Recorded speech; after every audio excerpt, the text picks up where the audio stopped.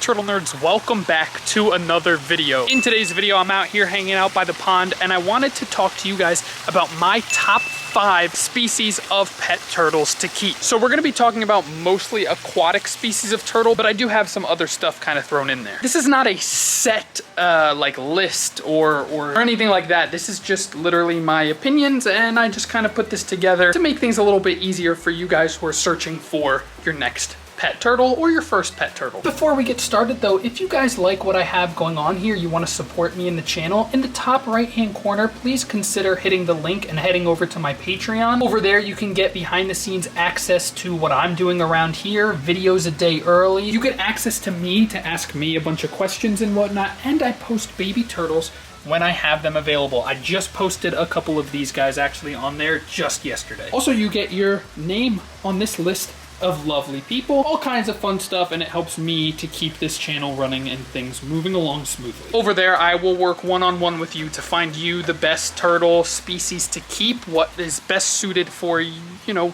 your wants and needs, and also I'll even help you find one because a lot of my friends breed a lot of the species that we're talking about. So on this top 5 list, I wish that I had all the species. I have most of them on the list, but not all of them. Number 5, we're gonna talk about the red ear slider. Now, why would I make the most common pet turtle literally in the world number 5? A few reasons. This applies for all aquatic turtles, but number 1, especially red ear sliders, they can be a little bit dirty and messy. Red ear sliders are fairly personable. They're pretty sweet. They'll swim over to you, but it really depends on the individual. Not all red ear sliders are the same. Some will love you, some not so much. And that goes for them with each other as well. Red ear sliders are very prone to aggression amongst one another and towards other species. But again, this depends on a multitude of different factors that we're not gonna get into in this video. Now, red ear sliders are very easily available, common everywhere, and they're super duper cheap, but the cost comes in maintenance and care for them. You need to have, the number 1 issue with red ear sliders is that they get big. Let me show you something. You need to have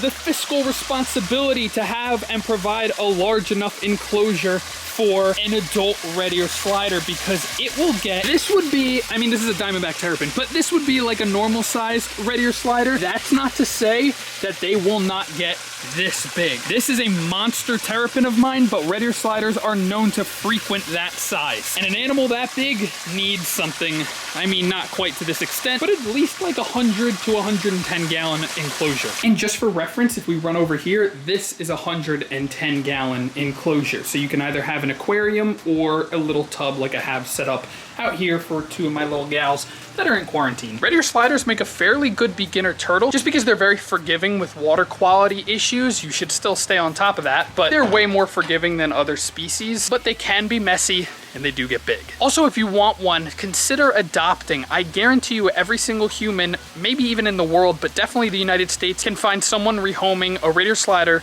within 30 minutes of you, even if you live in Alaska. People buy them when they're super small, but guys, the issue is they get big. So you gotta be ready for that. Now, number 4, the next species we're gonna talk about is my personal favorite, the one that I dedicated a pond to, that I am breeding, that I have tons of, and that is the Diamondback Terrapin. Now, there are different subspecies of these guys. They make great pets because they are so friendly. See, my terrapins are all coming to say hello. They come in all different shapes and colors, and they're just absolutely stunning, mixed with their friendly personality, and they are a very hard turtle to beat. Now, some issues with them is that they're fairly prone to skin problems if you don't keep very high water quality, and sometimes, depending on the individual, they don't do well in fresh water. If born and raised in fresh water, they will do just fine in clean fresh water, but some individuals do better and fare better in brackish water, which is a little bit harder to take care of.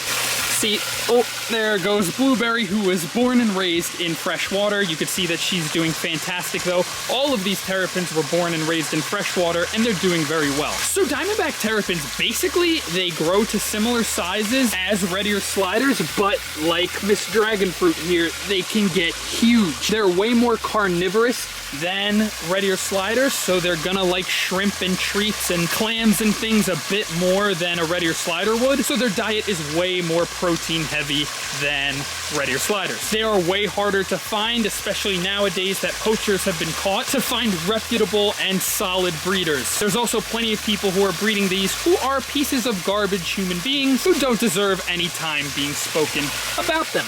Isn't that right, little beefy boy? Spend some time, if you're interested in this species, looking for a reputable and good breeder, and be patient if you are looking at a Diamondback Terrapin. But they are so rewarding, so friendly, and if you provide for them, they will reward you with being the friendliest species, in my opinion, on the planet. So for Diamondback Terrapins, high water quality is a must. They are way more protein heavy than most other turtles, but a solid pellet diet, I use Missouri, is really good for a base. And then, hello wasp, enrichment with like shrimp, clams, fish, things like that. That will get you very far, but it can be kind of costly and they can be a little bit expensive themselves. Not like crazy though. Be warned of people price gouging. People will charge 3 times what a terrapin is worth just because you don't know any better. The next species that we're going to talk about is actually very general, and there's multiple different subspecies and different species of them themselves. We're going to be talking about, in this little box, the box turtle. Where's Mr. Otis? So right now I'm looking for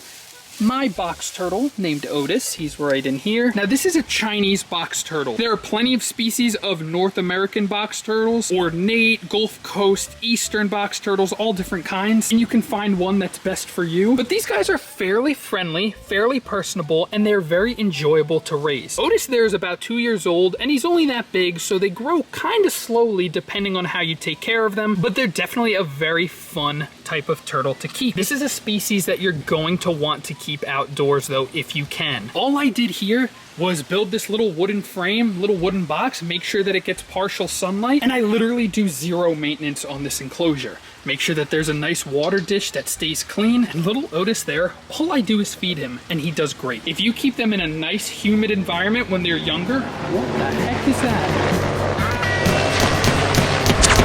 The number one thing that you guys have to be careful with this species is ensuring that they have proper humidity when they're younger and UVB. That goes for nearly all species of turtle, but box turtles in particular. Other than that though, as long as you have a nice varied diet for them, make sure that they have access to veggies and fruits and worms and things. They're a very rewarding species to keep, fairly friendly, and they don't get huge. You can build them a nice little outdoor pen like this, and for an adult, I would probably just triple the size of this, and you can keep them even outdoors year-round depending on the temperament of where you live. So that's another reason why I think little box turtles make excellent pets. The next species I'm going to talk about is very similar to red ear sliders and terrapins, but I'm going to be saying the males of these species because they stay a lot smaller. I don't have any, but painted turtles and map turtles do fairly well, especially males. They'll only get about 4 to 5 inches. They'll do fairly well in a home aquarium. You don't really necessarily need a 110-gallon stock tank or a pond for them, though they would appreciate it. And they're fairly personable and way readily available by captive breeders in captivity. You can find them. They feed well on a commercial diet. They're pretty cheap and affordable to get, and so long as you provide the right water quality for them, they will absolutely thrive. They're fairly friendly. They don't get huge. They're just all around good turtles. I actually love painted and map turtles. I just don't have space for them, even in that big old pond. They're a really good choice, but not as good as number 1. My number 1 favorite species of pet turtle is right living in the same enclosure as my box turtle, which I don't necessarily recommend, but that is going to be, come on buddy, where are you? That's gonna be this beautiful species right here. That's gonna be the spotted turtle. Spotted turtles stay extraordinarily small. He's like 3 years old now, something like that, and only this big.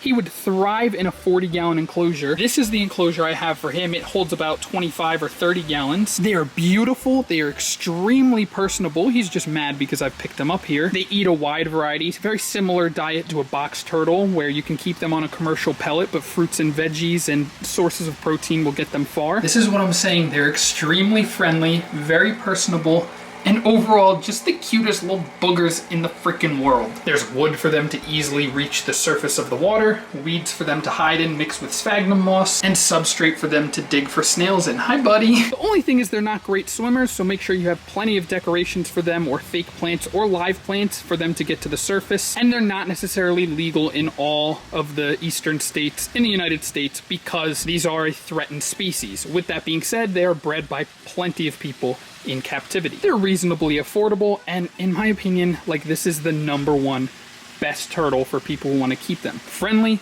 personable, available in most places. You just gotta make sure they're legal, and if they're not, a mud or a musk turtle will have very similar requirements. In my opinion, not as beautiful, but still very readily available, similar diet, and they also stay fairly small. So those are my top 5 species of pet turtle. Thank you guys so much for watching. I hope you enjoyed, and I'll see y'all in the next one.